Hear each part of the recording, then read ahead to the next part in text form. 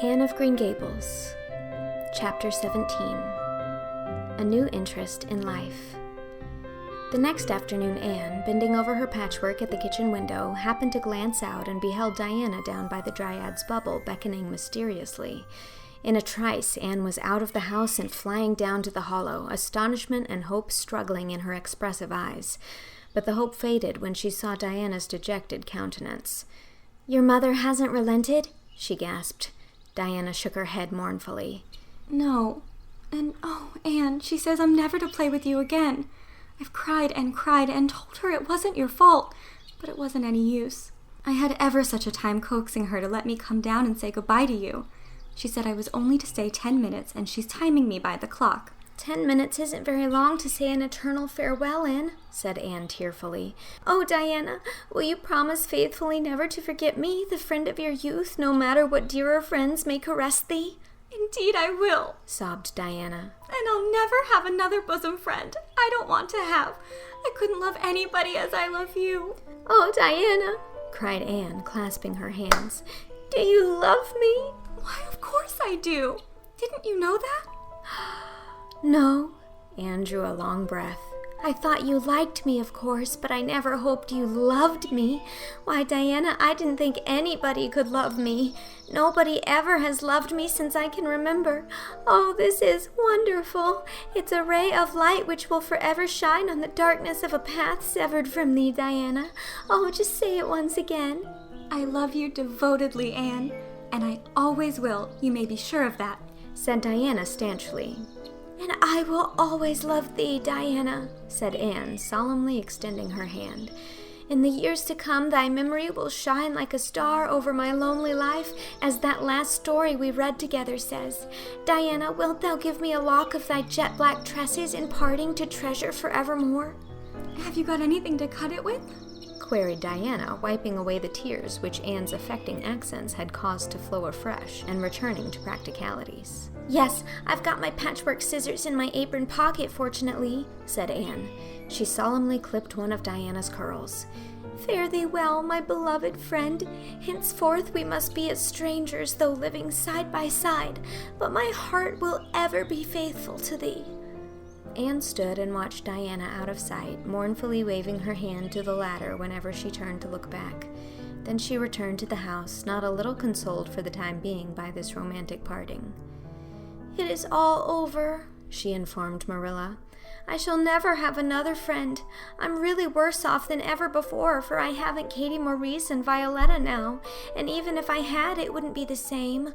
Somehow little dream girls are not satisfying after a real friend. Diana and I had such an affecting farewell down by the spring. It will be sacred in my memory forever. I used the most pathetic language I could think of and said thou and thee. Thou and thee seems so much more romantic than you. Diana gave me a lock of her hair, and I'm going to sew it up in a little bag and wear it around my neck all my life. Please see that it is buried with me, for I don't believe I'll live very long. Perhaps when she sees me lying cold and dead before her, Mrs. Barry may feel remorse for what she has done and will let Diana come to my funeral." "I don't think there is much fear of your dying of grief as long as you can talk, Anne," said Marilla unsympathetically. The following Monday, Anne surprised Marilla by coming down from her room with her basket of books on her arm and her lips primmed up into a line of determination. "I'm going back to school," she announced.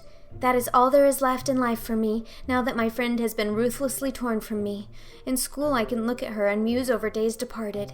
"You'd better muse over your lessons and sums," said Marilla, concealing her delight at this development of the situation. "If you're going back to school, I hope we'll hear no more of breaking slates over people's heads and such carryings on. Behave yourself and do just what your teacher tells you." "I'll try to be a model pupil," agreed Anne dolefully. "There won't be much fun in it, I expect. Mr. Phillips said Minnie Andrews was a model pupil, and there isn't a spark of imagination or life in her. She is just dull and poky and never seems to have a good time. But I feel so depressed that perhaps it will come easy to me now. I'm going round by the road. I couldn't bear to go by the birch path all alone. I should weep bitter tears if I did." Anne was welcomed back to school with open arms. Her imagination had been sorely missed in games, her voice in the singing, and her dramatic ability in the perusal aloud of books at dinner hour. Ruby Gillis smuggled 3 blue plums over to her during Testament reading. Ella Mae McPherson gave her an enormous yellow pansy cut from the covers of a floral catalog, a species of desk decoration much prized in Avonlea school. Sophia Sloane offered to teach her a perfectly elegant new pattern of knit lace, so nice for trimming aprons. Katie Bolter gave her a perfume bottle to keep slate warmer in, and Julia Bell copied carefully on a piece of pale pink paper, scalloped on the edges, the following effusion. To Anne, when twilight drops her curtain down and pins it with a star, remember that you have a friend, though she may wander far. It's so nice to be appreciated, sighed Anne rapturously to Marilla that night. The girls were not the only scholars who appreciated her.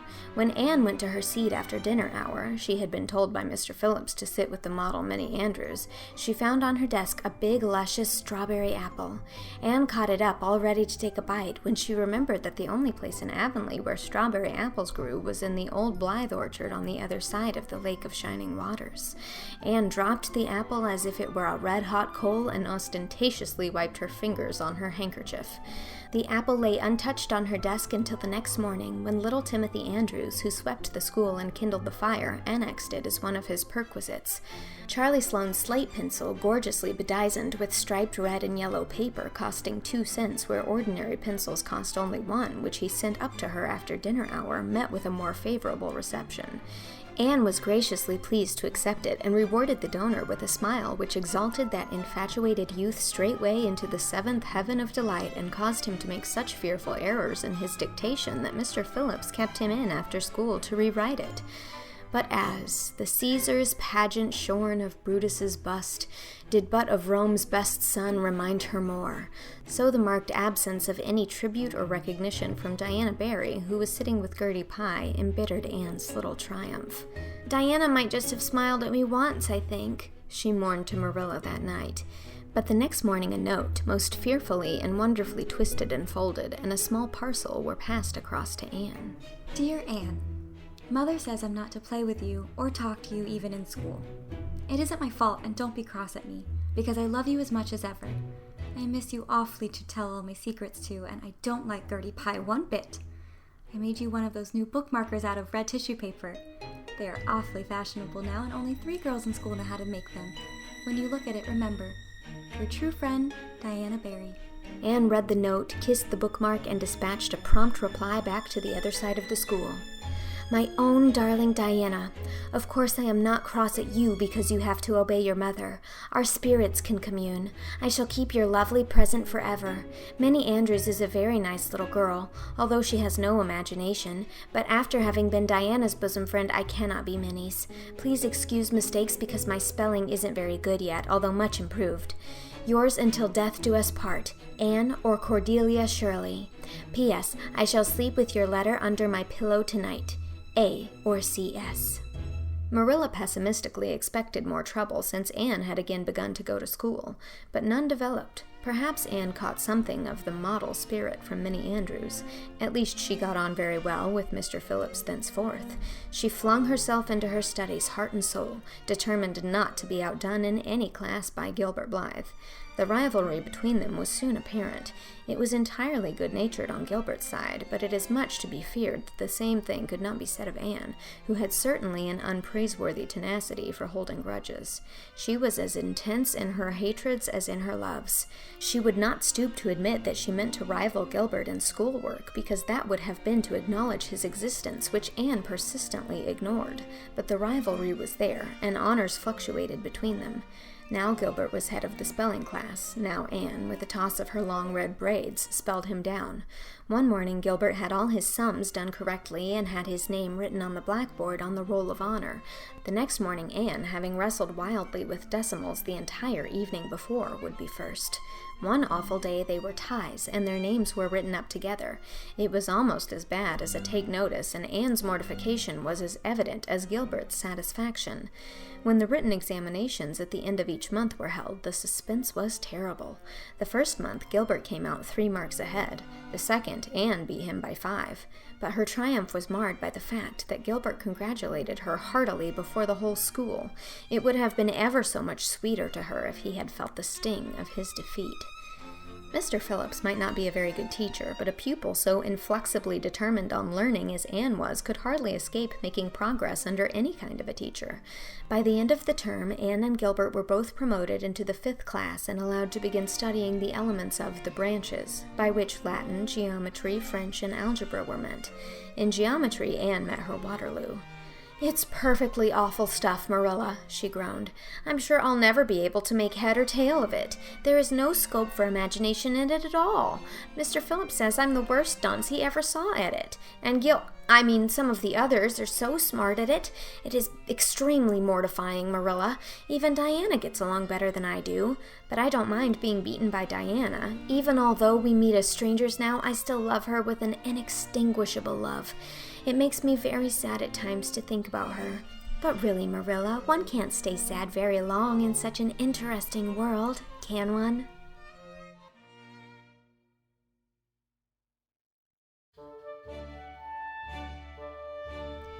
That was Chapter 17 of Anne of Green Gables. Marilla Cuthbert was read by Whitney Avalon.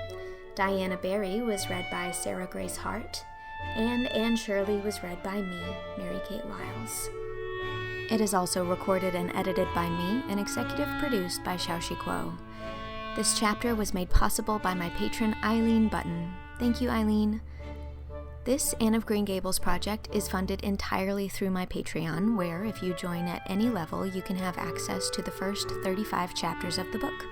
And patrons at the $50 level are moving on to Anne of the Island, the 3rd book in the series. Patrons at this level also get a shout out in an episode. If you'd like to join my wonderful, vibrant, beautiful Patreon community, head on over to patreon.com/mkwiles. It makes it possible for me to make this and lots of other fun things. Thanks so much for listening. Chapter 18 is coming next week.